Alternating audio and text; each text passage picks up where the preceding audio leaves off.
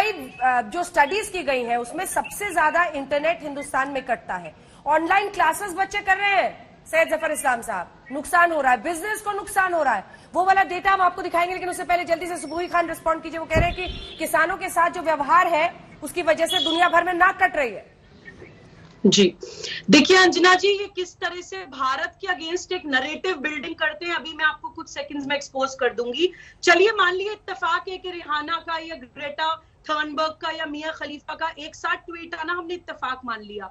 लेकिन क्या ये भी इत्तेफाक है कि रिहाना के ट्वीट को रीट्वीट किया है जगमीत सिंह ने, जो आउटलुक के एक आर्टिकल, पिछले साल के एक आर्टिकल के हिसाब से कनाडा के डेम लीडर कहलाते हैं, टेररिस्ट आउटफिट्स के लिए फंड रेज करते हैं, प्रो खालिस्तानी है, प्रो पाकिस्तानी है।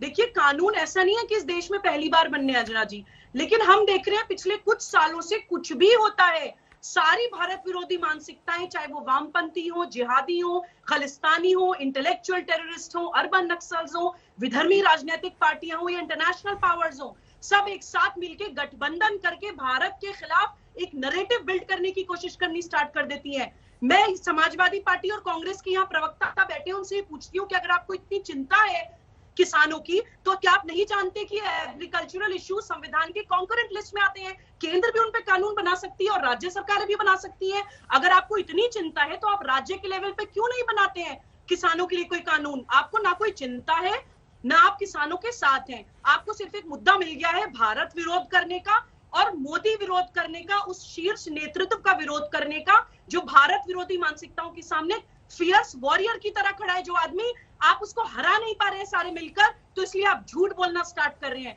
आप अफवाहें फैलाना स्टार्ट कर रहे हैं। सुमैया राणा जी के खिलाफ कार्रवाई होनी चाहिए, देश का माहौल खराब हो रहा है, लाल किले की प्राचीर पे तिरंगे के अलावा कोई और झंडा फैलाया जा रहा है और आप अफवाहें फैला रही हैं नेशनल टीवी पर बैठकर। सुमैया राणा शर्म आनी चाहिए आपको। ठीक है, एक रिस्पॉन्स आ जाए, फिर सोनम महाजन और दिनेश वार्ष्णेय जी में आ रही हूँ। सुमैया राणा। सुबुही खान ने कभी जब आरएसएस दफ्तर में भगवा झंडा फहराया जा रहा था, बीजेपी का झंडा बजाय इसके तिरंगे के, तो ये अफवाहें फैलाने का काम आप लोगों का है। आपको सिवाय खालिस्तानी, पाकिस्तानी, जिहादी, इससे ज्यादा का सबक पढ़ाया ही नहीं गया है कि आप उसके आगे की बात करें। और जहां तक रही किसानों की बात, किसानों के साथ समाजवादी पार्टी सरकार शुरू से खड़ी हुई है। और उसके अलावा मैं एक बात यहाँ पर साफ कर दूं कि आपके खिलाफ या बीजेपी की नीतियों के खिलाफ बोलने वाला खालिस्तानी और जिहादी और पाकिस्तानी नहीं हो सकता है। पिछले कुछ सालों से जब से भारतीय जनता पार्टी की सरकार आई है, वो किसी भी आंख उठाने वाले, सर उठाने वाले लोगों को फौरन आतंकवादी, उग्रवादी, खालिस्तानी, जिहादी बना देती है। तो समाजवादी पार्टी से बोलिए ना, समाजवादी पार्टी से बोलिए ना, जहां पर आप लोगों का राज है, कम से कम वहां पे तो आप कानून बना सकते हैं। बिल्कुल, आपको कोई मतलब ही नहीं है। आप फालतू की बात करिए। देखिए, सिवाय भारत विरोध करने के आप कुछ भी कर लीजिए। अब राज सत्ता और समाज सत्ता दोनों जाग जाइए मैडम। अब देश का स्वाभिमान भी जागृत हो गया है, अब हम लोग सशक्त भी है, दिनेश वार्ष्णेय जी जागृत भी है और स्वाभिमानी भी है। दिनेश वार्ष्णेय जी और सोनम महाजन को दिखाई, योगिता बयाना भी जुड़ गई। जल्दी से दिनेश वार्ष्णेय और सोनम महाजन को, मैं लौट रही हूँ आप लोगों के पास।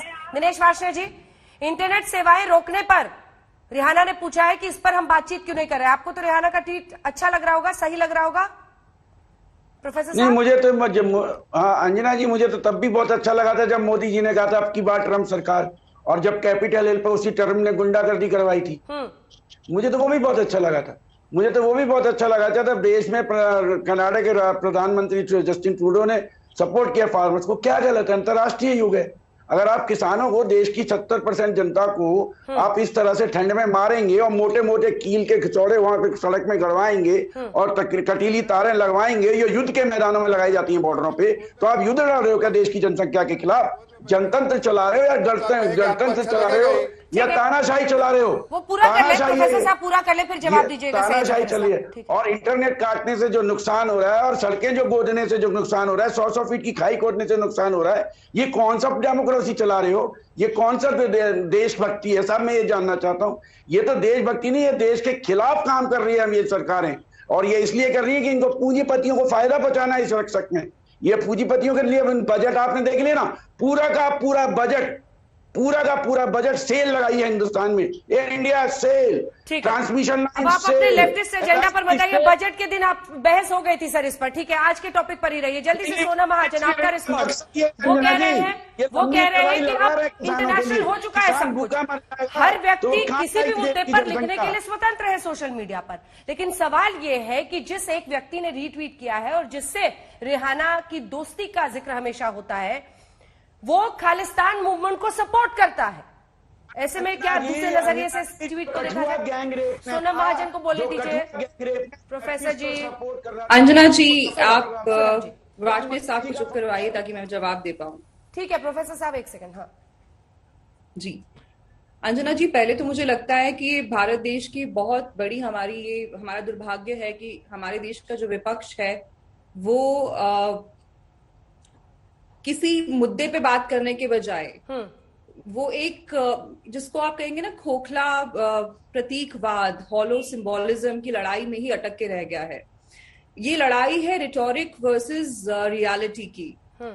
दो पक्ष इस लड़ाई में है। एक पक्ष है सरकार का, द इंडियन स्टेट का, जिसमें सरकार बार बार कह रही है और इसको तथ्यों के साथ सरकार इसको बैक भी कर रही है कि ये जो बिल्स हैं इनको पार्लियामेंट में डिस्कशन के बाद, ऑल लेवल्स ऑफ टॉक्स के बाद पास किया गया है। बट इसमें कुछ वेस्टेड इंटरेस्ट है जो इन्वॉल्व हो गए, ये सरकार ने शुरू से कहा था और ये तब साबित भी हो गया। मैं आपके ना स्काइप पे जुड़े, आवाज नहीं जाती है, मैं दूंगी जवाब आपसे, पूरा कर लेने प्लीज, मुझे कंप्लीट करने दीजिए। सरकार ने तो शुरू से ही ये बात कही थी कि इसमें वेस्टेड इंटरेस्ट इन्वॉल्व हो चुके हैं, बट हम लोगों को लगा था कि शायद ये सरकार का अपना एक बचाव है, पर धीरे धीरे ये चीज साबित हो गई। हमने शुरुआत में ही देखा कि किस तरह के नारे ये सो कॉल्ड फार्मर प्रोटेस्ट में लगे कि इंदिरा को मार दिया, अभी आज के प्रधानमंत्री क्या चीज हैं। तो ये इस तरह की बातें तो शुरुआत से ही होती आ रही थी। रही बात रिहाना जैसे लोगों की, तो ये जो पॉप स्टार्स हैं, ये ग्लोबल इन्फ्लुएंसर्स हैं, आई थिंक जस्ट बिकॉज एक मुद्दा जो है वो सेंसेशनलाइज हो चुका है, आपको उसमें तब तक नहीं कूदना चाहिए जब तक आप उसके सारे के सारे फैक्ट जो हैं उनको आप समझ ना जाएं। अगर आप स्टोरी भी देखें जो रिहाना ने जो शेयर की है, उसमें एक ही चीज को हाईलाइट किया गया है कि इंडिया में, न्यू दिल्ली में जहां पे प्रोटेस्ट हो रहे हैं वहां पे इंटरनेट ऑफ कर दिया गया है। अब ये कोई नई चीज तो है नहीं, दुनिया में कहीं पे भी पॉलिटिकल टर्मोइल्स होते हैं तो इंटरनेट कनेक्टिविटी ऑफ की ही जाती है ताकि लोग र्यूमर मॉन्गरिंग से बचें और इस तरह के झूठ फैलाने से बचें।